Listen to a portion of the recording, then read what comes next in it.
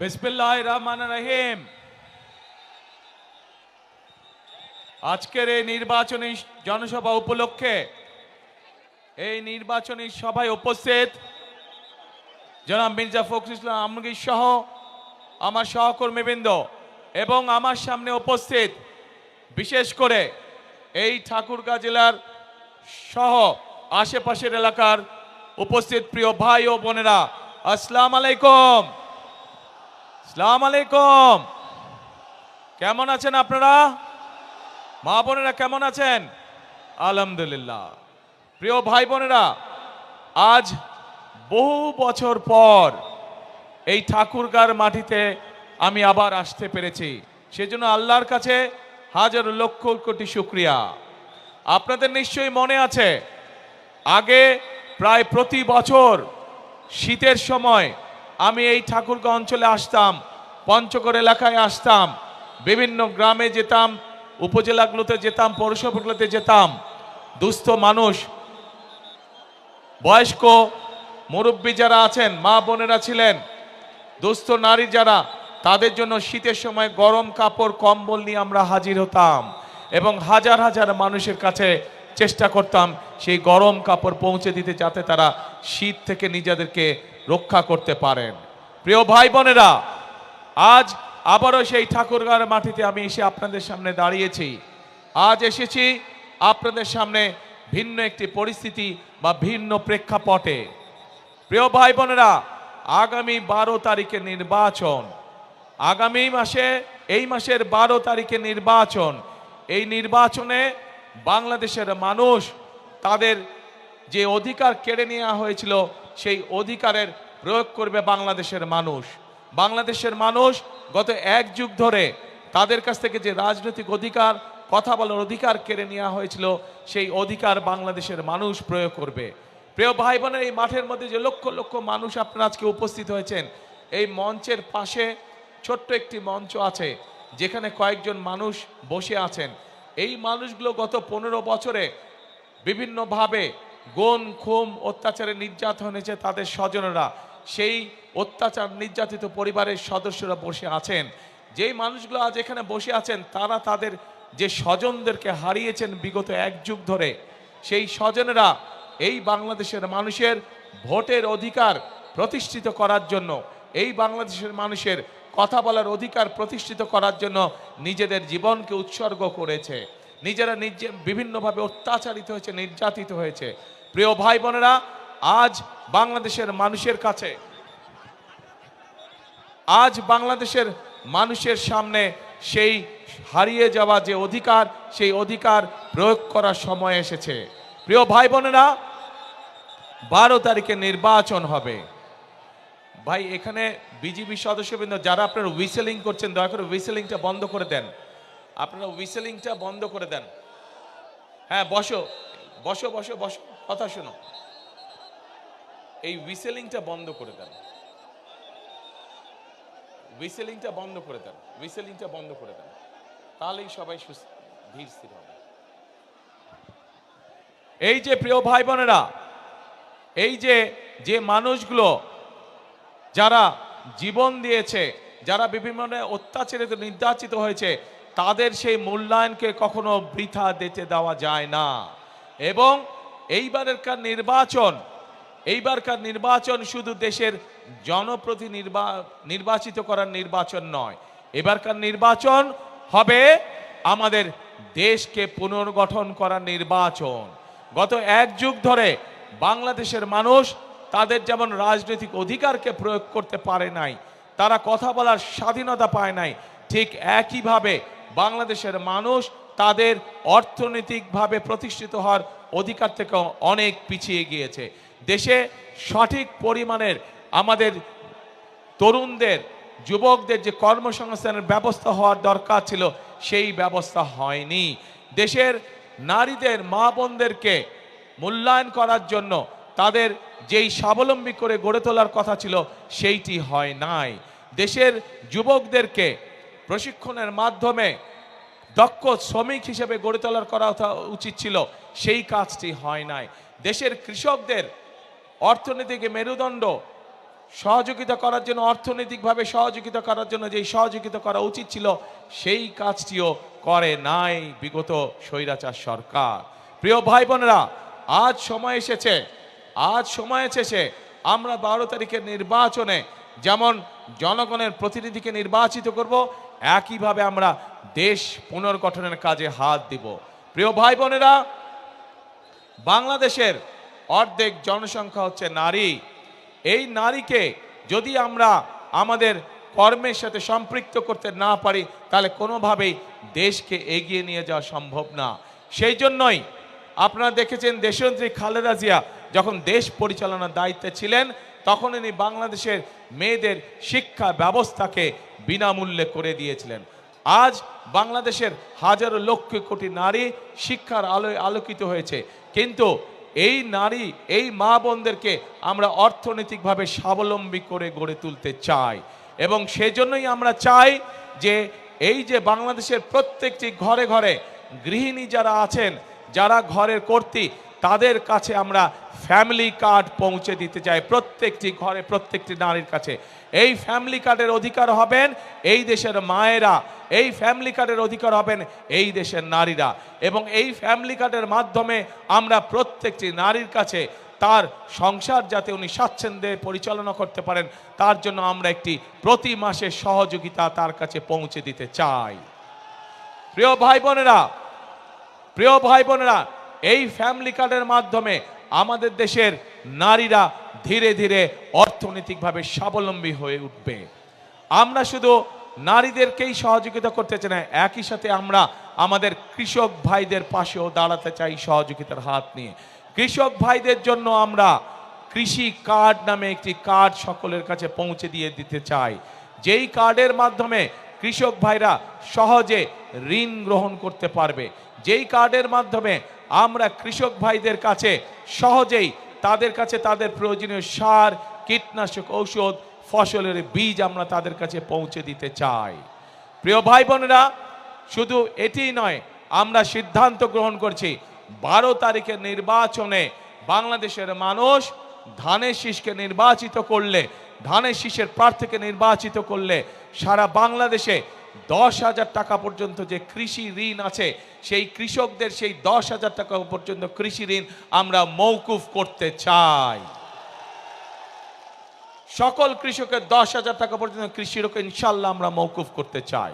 শুধু তাই নয়, প্রিয় ভাই বোনেরা, যে ক্ষুদ্র ঋণ বিভিন্ন এনজিও থেকে, রেজিস্টার্ড এনজিও থেকে বিভিন্ন মানুষ, দোস্ত মানুষ বিভিন্ন সময় যে ক্ষুদ্র ঋণ গ্রহণ করেছে সমগ্র বাংলাদেশে, কৃষক, জেলে সহ বিভিন্ন শ্রেণী পেশার মানুষ, সেই ক্ষুদ্র ঋণও আমরা সরকারের পক্ষ থেকে, জনগণের হয়ে সরকারের পক্ষ থেকে আমরা পরিশোধ করতে চাই, যাতে করে এই ঋণের বোঝা থেকে সাধারণ মানুষ রক্ষা পেতে পারে, নিজেদেরকে রক্ষা করতে পারে। প্রিয় ভাই বোনেরা, আমাদের এই উত্তরাঞ্চল, এই ঠাকুরগাঁ, এই দিনাজপুর, পঞ্চগড় কৃষি প্রধান দেশ, এই সমগ্র উত্তরাঞ্চল, আমরা চাই এই এলাকাগুলোতে আমাদের এলাকার মানুষ যাতে কর্মসংস্থানের ব্যবস্থা হয়, যাতে মানুষ চাকরি বাকরি করে স্বাচ্ছন্দ্যে থাকতে পারে। সেই জন্য আমরা সিদ্ধান্ত গ্রহণ করেছি যে কৃষকদের পাশে যেমন আমরা দাঁড়াবো, কৃষি কার্ড নিয়ে কৃষি লোন যেরকম আমরা মওকুফ করব, ঠিক একইভাবে আমরা এই এলাকাকে কৃষি নির্ভর শিল্প আমরা এখানে বিকশিত করব। যে কৃষির সাথে সম্পর্কিত যত শিল্প আছে, সেই সকল শিল্প কলকারখানা আমরা এই সমগ্র এলাকার মধ্যে গড়ে তুলতে চাই, যাতে করে এই এলাকার মানুষের কর্মসংস্থান হয়। শুধু তাই নয় প্রিয় ভাই বোনেরা, শুধু তাই নয়, এই এলাকায় বহু তরুণ যুবক সদস্য আছে, যুব সমাজের সদস্য আছে, যাদের কাছে শিক্ষার আলো আছে, কিন্তু তারা বেকার হয়ে বসে আছে। সেই জন্য আমরা সিদ্ধান্ত গ্রহণ করেছি যে আমরা এই এলাকার তরুণদেরকে, এই এলাকার যুবকদেরকে সঠিকভাবে বিভিন্ন বিষয় ট্রেনিং প্রদান করতে চাই। সেটা কৃষিতে হোক, সেটা যন্ত্রাংশে হোক, সেটা বিভিন্ন বিষয় হোক না কেন, আমরা আমাদের যুবকদেরকে, তরুণদেরকে ট্রেনিং দিয়ে দক্ষ শ্রমিক গড়ে তুলতে চাই, যাতে করে তারা তাদের নিজেদের এলাকায় হোক অথবা বিদেশে কর্মসংস্থানের ব্যবস্থা করে যেতে পারে। প্রিয় ভাই বোনেরা, আমরা দেশকে সামনের দিকে এগিয়ে নিতে চাই। আমরা আন্দোলন করেছি, আমরা সংগ্রাম করেছি, জনগণকে সাথে নিয়ে, দেশের মানুষকে সাথে নিয়ে আমরা এখন দেশকে পুনর্গঠন করতে চাই। আমরা আমাদের দেশকে খাদ্যে স্বাবলম্বী করে গড়ে তুলতে চাই। আমরা আমাদের বেকারদের কর্মসংস্থানের ব্যবস্থা করতে চাই। আমরা আমাদের মা বোনদেরকে, সমগ্র বাংলাদেশে আমাদের মা বোনদেরকে শিক্ষিত এবং তার পাশাপাশি অর্থনৈতিকভাবে স্বাবলম্বী করে গড়ে তুলতে চাই। কিন্তু প্রিয় ভাই বোনেরা, এই কাজগুলো যদি করতে হয় তাহলে এই দেশের যে মালিক, এই দেশের মালিক কারা বলেন তো? কারা মালিক? জনগণ হচ্ছে এই দেশের মালিক। সেই জনগণের, সেই মালিকের সহযোগিতা ছাড়া আমাদের পক্ষে এই কাজগুলো সম্ভব নয়। এবং সেই জন্যই আজকে এই মঞ্চে দাঁড়িয়ে আমি আপনাদের কাছে আপনাদের সহযোগিতা চাচ্ছি, আপনাদের সমর্থন চাচ্ছি, আপনাদের কাছে ধানের শীষের জন্য ভোট চাইছি, যাতে করে যেই পরিকল্পনার কথা আপনাদের সামনে আমি তুলে ধরলাম সেই পরিকল্পনাগুলো যেন আমরা দেশের জন্য, দেশের মানুষের জন্য বাস্তবায়ন করতে চাই।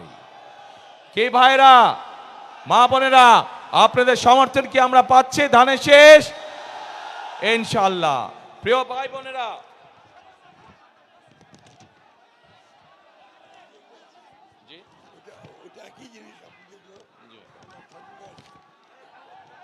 প্রিয় ভাই বোনেরা, এইখানে এই এলাকার মানুষের অনেকগুলো দাবি আছে। আমি আপনাদের সামনে, আমার সামনে যেই দাবিগুলো আছে সেইগুলোর ব্যাপারে, কয়েকটির ব্যাপারে আমি আপনাদের সাথে আলোচনা করতে চাই।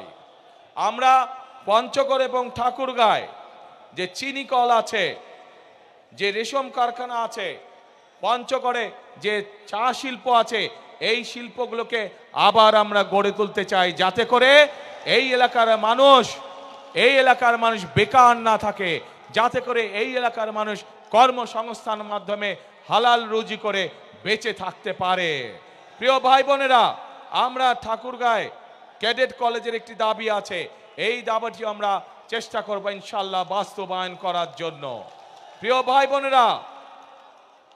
ভাই বোনেরা, আগেই বলেছি আমি যে স্থানীয় যে কৃষিজাত পণ্য আছে, এই পণ্যগুলো অনেক সময় কৃষক ভাইদের জন্য সমস্যা হয়ে যায়, এই পণ্যগুলোকে তারা ঠিকভাবে প্রিজার্ভ করতে পারে না। সেই জন্য এই সমগ্র এলাকায়, ঠাকুরগাঁ সহ, পঞ্চগড় সহ, দিনাজপুর এলাকায় আমরা বিভিন্ন জায়গায় যেখানে যেখানে প্রয়োজন আমরা কৃষকদের উপযোগী করে হিমাগার তৈরি করতে চাই, যেন তারা তাদের উৎপাদিত পণ্য সঠিকভাবে সংরক্ষণ করতে সক্ষম হতে পারে। প্রিয় ভাই বোনেরা, এই এলাকায় বহু শিক্ষিত যুবক আছে যারা আইটিতে কাজ করে থাকেন। সেই জন্য আমরা এই এলাকায় কৃষিকে যেরকম জোর দিব, কৃষির সাথে সম্পর্কিত শিল্প কারখানা যেমন গড়ে তুলব, একইভাবে যারা আইটিতে কাজ করে তাদের জন্য আইটি পার্ক বা আইটি হাব আমরা গড়ে তুলতে চাই, যাতে এলাকার ছেলেরা এলাকা থেকেই তারা তাদের কর্মসংস্থানের ব্যবস্থা করতে পারে। প্রিয় ভাই বোনেরা, এখন প্রিয় ভাই বোনেরা,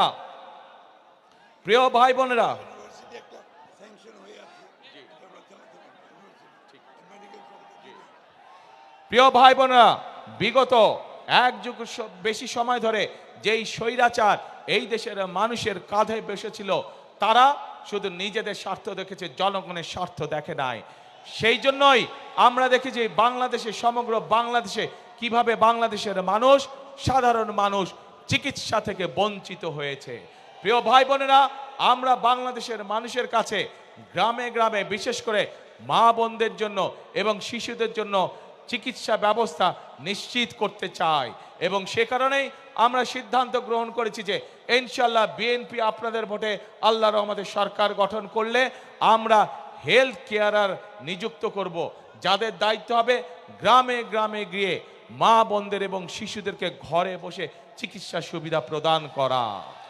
এবং একই সাথে এই এলাকার মানুষ যাতে আরো ভালো চিকিৎসা পায়, সেই জন্য মেডিকেল কলেজের যে দাবিটি আছে ইনশাআল্লাহ সেটিও আমরা বাস্তবায়ন করব। প্রিয় ভাই বোনেরা, এই এলাকার মানুষ যাতে উচ্চ শিক্ষায় শিক্ষিত হতে পারে এবং নিজেকে গড়ে তুলতে পারে, তার জন্য পাবলিক ইউনিভার্সিটির একটি বিষয় আছে, সেই বিষয়টিকে ইনশাল্লাহ আমরা দেখব। কিন্তু প্রিয় ভাই বোনেরা, এখন যেই আসল কাজটি, সেই কাজটি হচ্ছে এই যে আপনাদের সামনে কথাগুলো আমি তুলে ধরলাম, এই কাজগুলো যদি আমাদেরকে সম্পন্ন করতে হয় তাহলে আমাদের একার পক্ষে করা সম্ভব না। আমাদেরকে আপনাদের সহযোগিতা প্রয়োজন, আপনাদের দোয়া প্রয়োজন, আপনাদের সমর্থন প্রয়োজন, আপনাদের ভোট প্রয়োজন। প্রিয় ভাই বোনেরা, আজ আমি ঠাকুরগাঁ, দিনাজপুর, নীলফামারী সমগ্র এলাকার, এই বৃহত্তর এলাকার মানুষের কাছে, ভাই বোনদের কাছে, মা বোনদের কাছে আজকে আমি এসেছি ধানের শীষের পক্ষে ভোট চাইতে। আপনারা যদি আমাদের হাতকে শক্তিশালী করেন, আপনারা যদি আমাদেরকে সমর্থন দেন, ইনশাল্লাহ অতীতে যেমন বিএনপি সকল সময় আপনাদের পাশে ছিল, এলাকার উন্নয়নের জন্য কাজ করেছে, মানুষের দুঃখ ঘুচানোর জন্য কাজ করছে, ইনশাল্লাহ ভবিষ্যতেও আমরা একইভাবে আপনাদের পাশে থাকব, একইভাবে এলাকার উন্নয়নের কাজ করব, একইভাবে আমরা এলাকার মানুষের দুঃখ ঘোচানোর কাজ করব। প্রিয় ভাই বোনেরা, আজ এটি নির্বাচনী জনসভা। আমি আজকে মনে করি এই নির্বাচনী জনসভায় সাধারণত আমরা কি দেখেছি, নির্বাচনী জনসভায় আমরা দেখি যে সাধারণত এক দল আরেক দলের বিপক্ষে কথা বলে থাকে। কিন্তু আজ যদি আমি অন্য কোনো দলের বিপক্ষে কথা বলে থাকি, তাহলে জনগণের কি তাতে কোনো লাভ হবে? জনগণের লাভ হবে না। জনগণের জানতে চায় যে জনগণ যে আমাদেরকে ভোট দিবে, আমরা জনগণের জন্য কি করব, এলাকার জন্য কি করব, এলাকার মানুষের জন্য আমরা কি করব। সেই জন্যই আজকে আপনাদের সামনে আমরা আমাদের দলের যে পরিকল্পনা, সেই পরিকল্পনাগুলো আমরা আপনাদের সামনে তুলে ধরেছি, এবং এই পরিকল্পনা তুলে ধরার মাধ্যমেই যেই কাজগুলো করব, সেই কাজগুলো করার মাধ্যমে আজ আপনাদের সমর্থন আমরা প্রত্যাশা করছি, আপনাদের সমর্থন আমরা আশা করছি। প্রিয় ভাই বোনেরা, এই দেশটি, বাংলাদেশটি হচ্ছে 20 কোটি মানুষের দেশ। আমরা সকল সময় একটি কথা বিশ্বাস করি, দেশনেত্রী বেগম খালেদা জিয়া এত নির্যাতনের পরেও উনি একটি কথাই বলতেন যে এই দেশই হচ্ছে তার প্রথম এবং তার শেষ ঠিকানা। বিএনপির প্রত্যেকটি নেতাকর্মী, শহীদ জিয়ার প্রত্যেকটি সৈনিক, খালেদা জিয়ার প্রত্যেকটি সৈনিক বিশ্বাস করে যে বাংলাদেশই হচ্ছে তার প্রথম এবং বাংলাদেশই হচ্ছে তার শেষ ঠিকানা। কাজেই প্রিয় ভাই বোনেরা, এই দেশ আমরা বিশ্বাস করি জনগণই সকল ক্ষমতার উৎস, এবং যেহেতু আমরা বিশ্বাস করি জনগণই সকল ক্ষমতার উৎস, সেই জন্য আমরা জনগণের সামনে এসে দাঁড়িয়েছি। জনগণের সমর্থন নিয়ে, জনগণের ভালোবাসা নিয়ে, জনগণের শক্তিতে আমরা বাংলাদেশকে পুনর্গঠন করতে চাই। যেই বাংলাদেশে সাধারণ মানুষ, খেটে খাওয়া মানুষ নিরাপদে রাস্তায় চলাচল করতে পারবে, যেই বাংলাদেশে সাধারণ মানুষ নিরাপদে ব্যবসা বাণিজ্য চাকরি বাকরি করতে পারবে, যেই বাংলাদেশে মা বোনেরা নিরাপদে কর্মসংস্থানের ব্যবস্থা করতে পারবে, নিরাপদে পথে চলাচল করতে পারবে, যেই বাংলাদেশের শিশুরা, ভবিষ্যৎ প্রজন্মরা তাদের শিক্ষা ব্যবস্থা সুন্দরভাবে করতে পারবে, যাতে করে তারা মানুষ হয়ে গড়ে উঠতে পারে, যেই বাংলাদেশে তরুণ সমাজেরা, যুব সমাজের সদস্যরা তাদের লেখাপড়ার পরে কোনো না কোনো একটি কর্মসংস্থানের ব্যবস্থা করতে পারবে, তাদেরকে বেকার থাকতে হবে না। যেই বাংলাদেশে আমরা এমন একটি বাংলাদেশ চাই, যে বাংলাদেশে মানুষ অন্তত ন্যূনতম চিকিৎসা ব্যবস্থা থেকে, চিকিৎসা সুবিধা থেকে বঞ্চিত হবে না।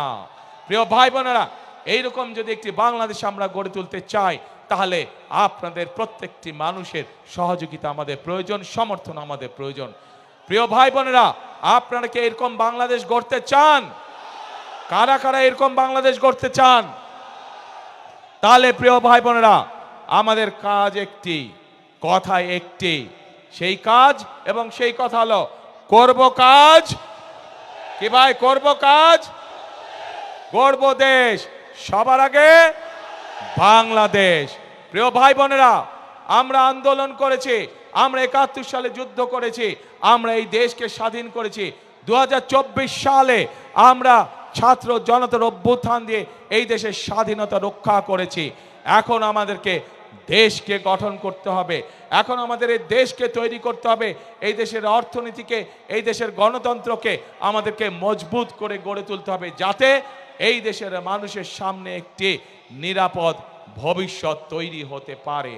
প্রিয় ভাই বোনেরা, ৭১ সালে আমরা যখন যুদ্ধ করে দেশ স্বাধীন করেছিলাম, তখন আমরা দেখিনি কে মুসলমান, কে বৌদ্ধ, কে হিন্দু, কে খ্রিস্টান।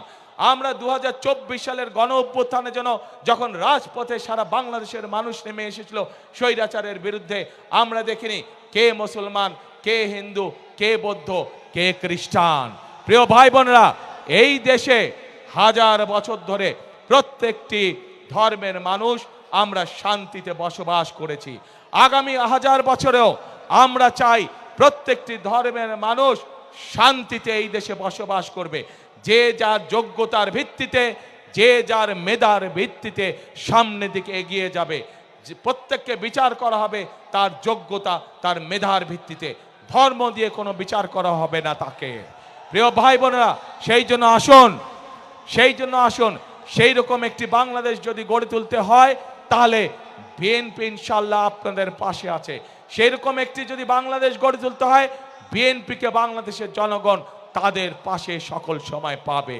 কাজে আসুন আমরা আমাদের সেই প্রত্যাশিত বাংলাদেশকে গড়ে তোলার জন্য আজকেই এই জনসভায় শপথ নেই। এই জনসভা হোক আমাদের সেই শপথের জনসভা, যেই জনসভায় আমরা শপথ নিব আমরা আগামী দিনে একটি নিরাপদ বাংলাদেশ গড়ে তুলব, যেই বাংলাদেশে সকল ধর্ম মতের মানুষ একসাথে কাজ করবে, একসাথে দেশকে আমরা গড়ে তুলব। প্রিয় ভাই বোনেরা, পরিশেষে আমি এই এলাকার উন্নয়ন, এই বাংলাদেশের উন্নয়নের জন্য আপনাদের সকলের কাছে ধানের শীষের পক্ষে ভোট চাইয়ে যাচ্ছি আপনাদের কাছে। আমি কি আপনাদের সমর্থন পেতে পারি প্রিয় ভাই বোনেরা? ইনশাআল্লাহ। এবং এই যে আমার সাথে যেই মানুষগুলো দাঁড়িয়ে আছেন আপনাদের এলাকার সন্তান, এই মানুষগুলোর হাতে আমরা দলের পক্ষ থেকে ধানের শীষকে তুলে দিয়েছি। এই প্রত্যেকটি মানুষকে আপনারা ১২ তারিখ পর্যন্ত দেখে রাখবেন। ১২ তারিখে এরা নির্বাচিত হলে পরে তাদের দায়িত্ব হবে ২৪ ঘন্টা আপনাদেরকে দেখে রাখা, এই এলাকাকে দেখে রাখা, এই এলাকার মানুষকে দেখে রাখা। আমি কি এই মানুষগুলোকে আপনাদের হাতে দিয়ে যেতে পারি? ইনশাআল্লাহ। প্রিয় ভাই বোনেরা,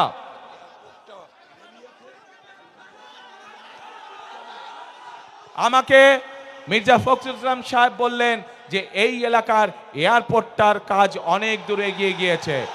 ইনশাআল্লাহ বিএনপি আগামী ১২ তারিখে নির্বাচনের সরকার গঠন হলে যত দ্রুত সম্ভব আমরা এই এলাকার এয়ারপোর্ট ইনশাআল্লাহ চালু করব। প্রিয় ভাই বোনেরা, আজ এই জনসভায়, লক্ষ মানুষের জনসভায় আজ আমি পরিশেষে আপনাদের সকলের সমর্থন ধানের শীষের পক্ষে চেয়ে আমার বক্তব্য শেষ করছি। ইনশাআল্লাহ আগেও যেমন আমাকে পেয়েছেন আপনাদের পাশে, ইনশাআল্লাহ ভবিষ্যতেও পাবেন আমাকে আপনাদের পাশে। আল্লাহ হাফেজ। বাংলাদেশ জিন্দাবাদ, বাংলাদেশ জাতীয়তাবাদী জিন্দাবাদ। শেষ কথা একটাই, করব কাজ কে গর্ব দেশ সবার আগে, বাংলাদেশ সবার আগে, বাংলাদেশ। আল্লাহ হাফেজ।